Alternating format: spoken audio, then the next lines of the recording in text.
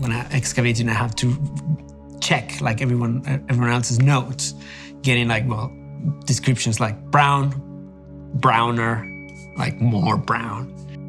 This one's really beautiful, actually. It's a really beautiful wheel-made bit of pottery. You can see the fabric color and the slip color on top, which is really interesting.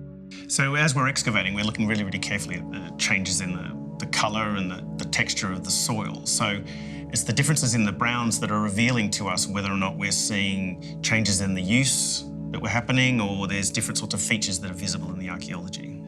All of my archaeological training and education has happened in the UK. So this is where I've studied archaeology. And so when I excavate in India, I'm not necessarily kind of, leaving my home and popping down the road. I'm flying in from the UK with a team, with a lot of Indian archaeologists, but kind of a mixed team with a lot of non-Indian archaeologists. Again, with all of this kind of British training and British funding. In Bolivia, in very wide terms, I'm considered like a white person, right? Because I don't look Amerindian. Like racially, I don't look Amerindian. But obviously, when I come to the United Kingdom, everybody like thinks, they see me as like, oh, well, obviously he's a foreigner. He's like, a brown person.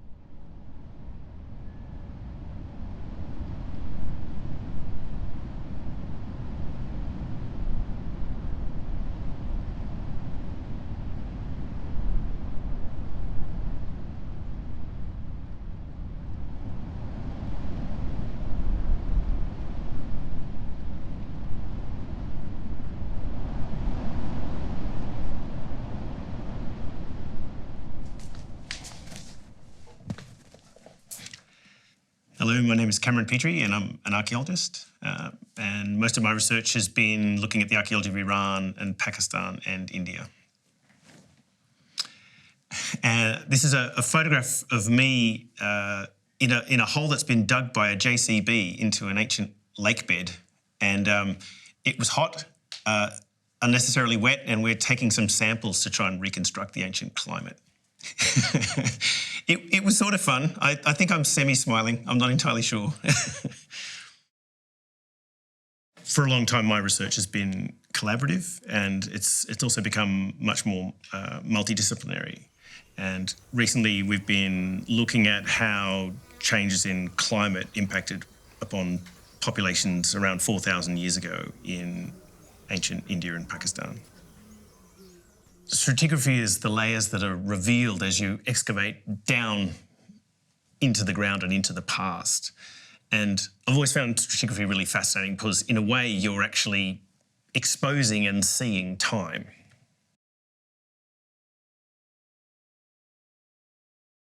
This photograph shows a really, in actual fact, a very beautiful example of what archaeological stratigraphy can look like. This is a trench that was excavated at a site called Kanak in northern India. So right down at the very, very bottom, there's a very dark, rich coloured brown, and there's no material in this. So there's actually no evidence that people were doing anything.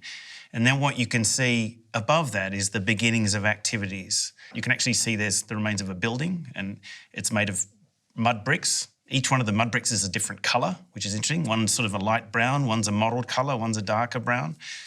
And next to that wall, you can see layers that are bumping up against the wall sequence. And basically, each one of those layers is a floor, and that floor's been used for a period of time, and then people have brought in more material and laid down a new floor surface. So rather than clean everything out regularly, they're basically relaying the floor each time. And then if you look on the left-hand side of the image, this is the section of the trench, and you can actually see traces of burning. So there's white and red layers, one on top of the other. And that is actually a fireplace that's built next to the wall. And that fireplace is, again, being used again and again. And then just above that fireplace, there's a change in colour again. And actually, if you look closely, there's also a change in texture. So what was happening at the site has changed. So that older building was abandoned, and this part of the settlement had become used for some different types of activities. So in this sequence, this is about 1,000 years of occupation. maybe a bit less, maybe say 700 or 800 years. But what was happening at this site has changed at least 3 times. So it's gone from houses to something different, and then to some sort of deposit and dumping that's happening. And that's all been revealed to us through the excavation and the stratigraphy. In the past, a lot of archaeological exploration was focused on trying to rediscover lost civilizations. So that meant that there was a lot of attention given to excavating cities or palaces or royal cemeteries. And this means much of the archaeological record has been incomplete and only really tells us a part of the story, because the vast majority of the population used to live in villages. So we've been looking at small village settlements rather than big cities. One of the things that became very clear to us was that the people living in the villages were actually quite resilient to changes in their environment and climate. The population seems to have moved around a lot, so there's a lot of shifting between individual village locations over time. And that was something that was actually quite novel for us, and I think it also provides a good explanation in some ways as to why villages are very successful, because people move.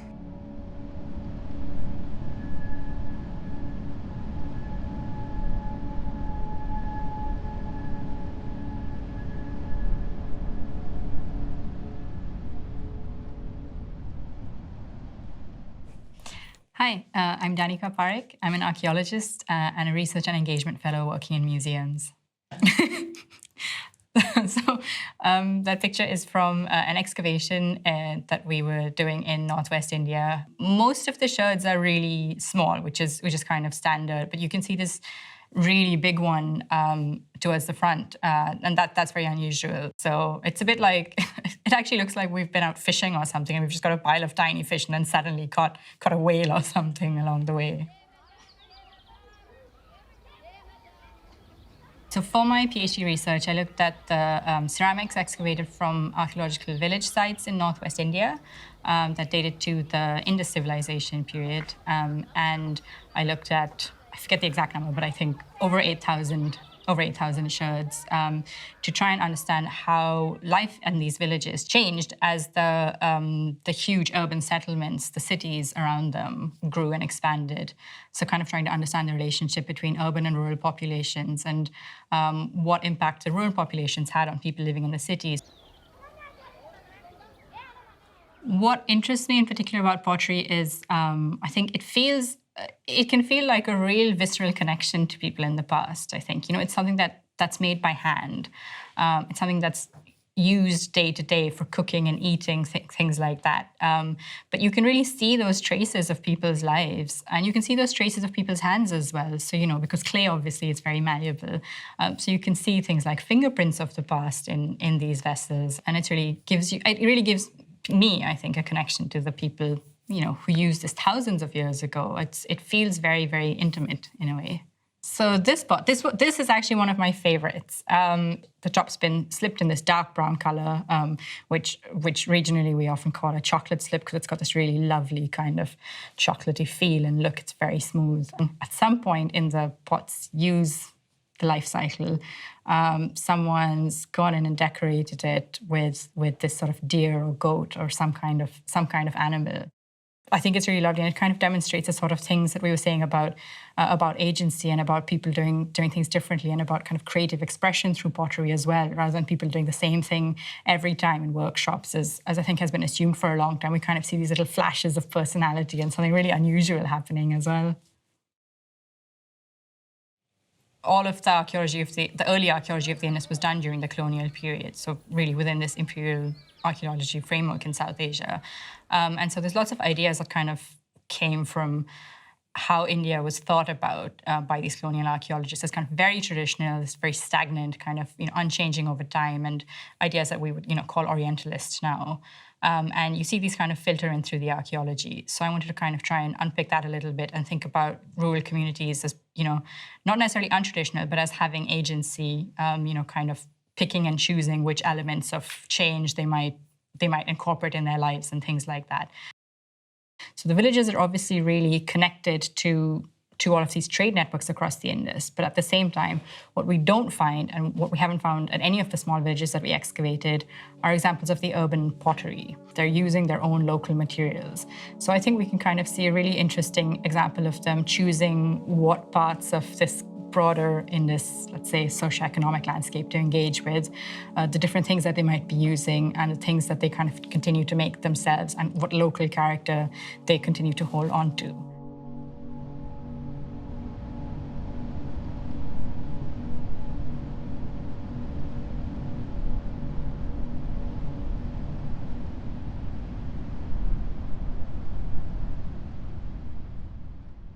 Hi, my name is Eduardo Machicado, aka Machi. I am an environmental archaeologist working in South America.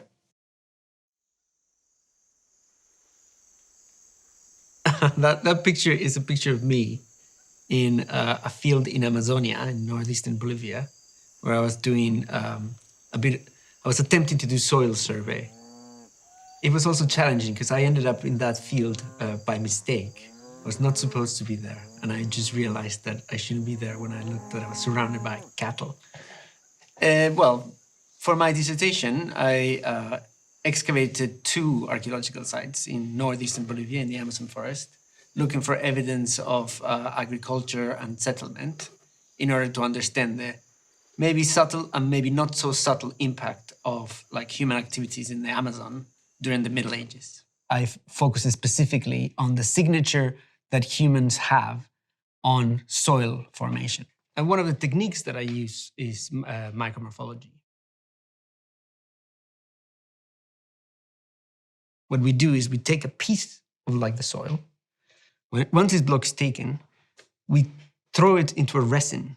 This resin, over time, replaces all the air and turns into glass. And then we mount it and we grind it until we get I think it's sub 2 microns. And then we can see it in the microscope. The most important modern preconception about the Amazon is that it is a natural space. It's like a pristine space. And it represents quite strongly this idea in the modern minds that Amazonia is like a place that where people lived in some form of equilibrium with nature. But we know, not necessarily only from my work, but from work from the 50s onwards, that Amazonia was probably heavily modified by human habitation, that there was a lot of people living in the Amazon at some point. So we knew that they were doing some kind of agriculture, but we were not really aware how they were doing it. This is the second site that I excavated. We put a test pit. It was roughly, I think, 4 meters big, and excavated through. And then you see all these pieces of pottery coming out of the section. And that was the original surface of the occupation. But I wanted to make sure that what I was seeing was a single occupation, and that this occupation was intense enough to leave a signature in the soil. So that's the reason I took the blocks from that section. And the way I'm trying to prove that is by, when you see these photos, you see there's these very minute pieces of bone that have been trampled and that have been integrated into the soil. So what you see in here, the clay fraction has coated every little space in the bone. And it has been integrated into the soil matrix, and it just remained there. And it's probably part of this intense human occupation. It's the evidence I are proving that there's intense occupation on the site. But what we've been discovering, now from empirical evidence, not from a theoretical, purely theoretical approach, is that there are areas of the Amazon that are actually fertile. Moreover, the ingenuity of people to exploit these spaces is always great. So they found ways to make the infertile fertile.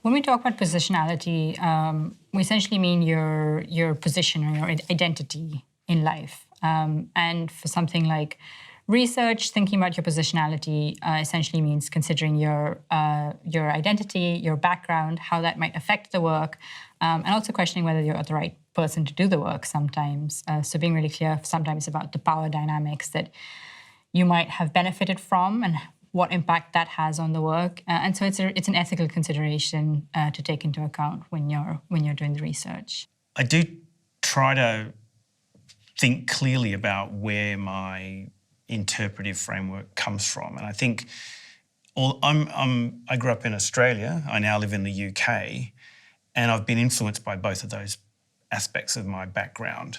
So inevitably I am Western, and I'm coming at things from a Western perspective, but I really try to be conscious of that and actually to be overt about that in a way. It is always challenging to do archaeology because ultimately when you're going somewhere else, you're always a foreigner. So even in the case of like Bolivia, where I am from, when I move, all my work is done in the lowlands, and I am originally from the highlands. So even in the lowlands, I was considered like a foreigner. I was considered, in Bolivia, there's like this division called like collas and cambas.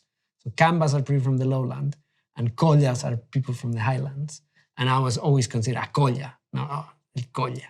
Where would I place myself? I think, it's a really complicated question. I'm an Indian archaeologist. I'm from New Delhi, and a lot of the sites that we excavated are very close to New Delhi, actually. So, within like half a day's drive of where I grew up.